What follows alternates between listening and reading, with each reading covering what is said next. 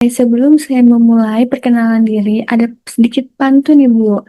Pergi ke pasar membeli terong, terongnya ungu, segar sekali. Sebelum presentasi ini kita mulai, izinkan saya menyapa dulu. Halo, selamat siang Ibu.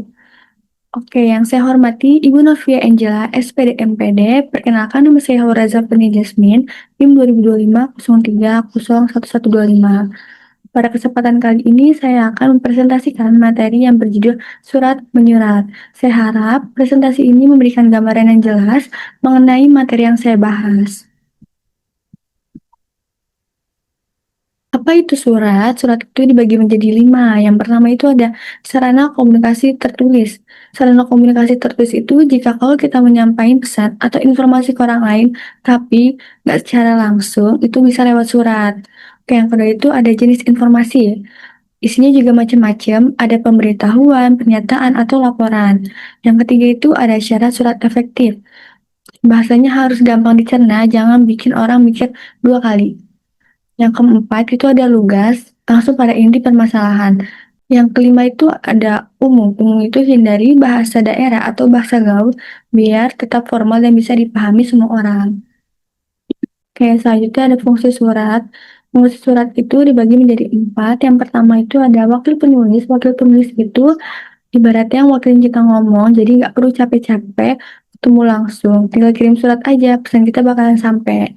Yang kedua itu ada bahan bukti. Bahan bukti itu ini penting banget karena surat punya kekuatan hukum. Contohnya, kwitansi, tanda terima, faktur, dan surat perjanjian. Oke, yang ketiga itu ada arsip data. Surat ini juga berguna buat disimpan sebagai arsip. Kalau suatu saat organisasi butuh data lama, tinggal buka aja arsipnya.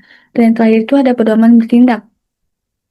Surat bisa jadi acuan tertulis soal tugas, hak, dan kewajiban seseorang.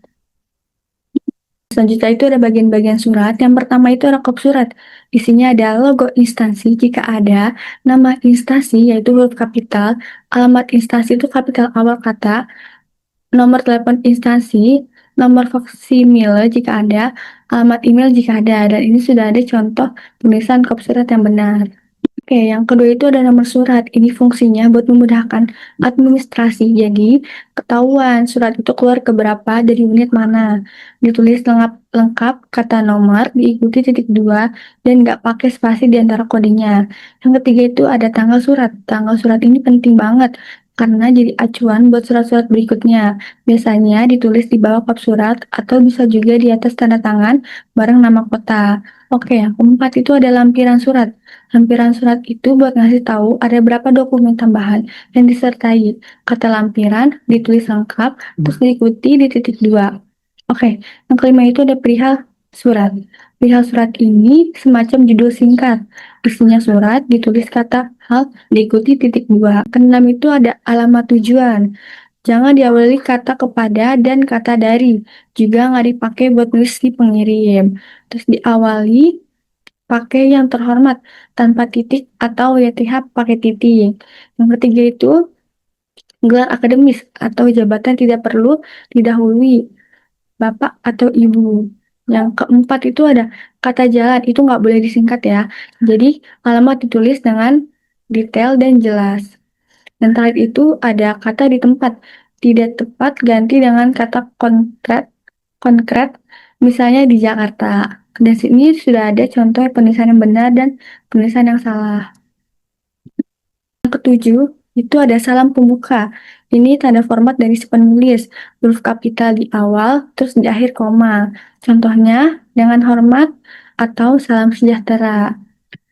Yang kedelapan itu ada isi surat. Ini bagian paling penting, soalnya disinilah pesan utama yang mau disampaikan si pengirim ada.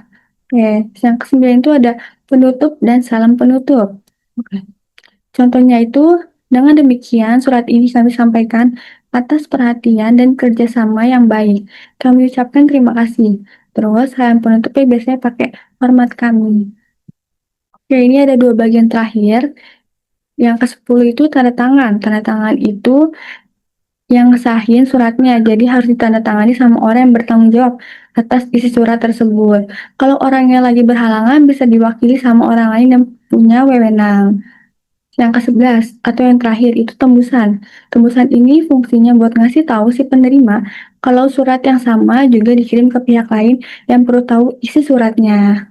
Sekarang kita masuk ke topik yang mungkin lebih relate ya sama kehidupan sehari-hari, yaitu surat lamaran kerja. Jadi surat ini fungsinya buat nunjukin kualifikasi diri kita ke instansi yang kita tuju, sekaligus nunjukin sikap optimis kalau kita emang layak buat dapetin posisi itu. Selanjutnya itu ada ketentuan penulisannya. Yang pertama itu ada mencerminkan kualifikasi diri untuk mempromosikan diri ke instansi tujuan. Yang kedua itu menggambarkan sikap optimis bahwa pelamar layak mendapatkan posisi tersebut. Yang ketiga itu dibuat tidak lebih dari 1 halaman. Yang keempat itu kertas berkualitas baik minimal HPS 60 gram. Jarak ketik 1,5 spasi, huruf mudah dibaca. Dan yang terakhir itu jika ditulis tangan ditulis oleh pelamar, tidak boleh ditulisnya sama orang lain dan tidak wajib kertas bergaris. Selanjutnya ada lampiran umum, surat lamaran. Yang pertama ada kurikulum vitae atau CV, yang kedua itu ada kopi KTP, yang ketiga itu ada pas foto terbaru, yang keempat itu kopi ijazah atau transkrip nilai yang sudah dilegalisir, yang kelima itu ada kopi sertifikat pelatihan atau kursus, yang terakhir itu ada kopi surat keterangan pengalaman kerja. Selanjutnya ada kurikulum vitae atau CV. Yang pertama itu ada data pribadi.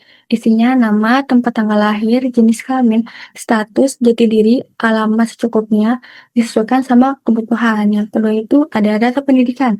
Urut dari pendidikan terendah ke yang tertinggi. Pendidikan formal dahulu, baru non formal. Yang ketiga itu ada pengalaman bekerja organisasi. Disusun kronologis, isinya itu jabatan, tempat, dan rentang waktu bekerja. Selanjutnya ada preferensi, isinya itu menunjukkan kelebihan pelamar, bertanggung jawab, jujur, mau bekerja keras. Yang terakhir itu ada tanda tangan, yaitu mengesahkan dokumen CV disertai tanggal dan nama penanggung jawab. Itu dia sedikit rangkuman soal surat menyurat, mulai dari pengertian, fungsi, bagian-bagian sampai khusus buat surat lamaran kerja dan CV. Semoga materi ini bisa berguna buat kalian, terutama pas nanti kalian mau bikin surat resmi atau ngelamar kerja. Terima kasih.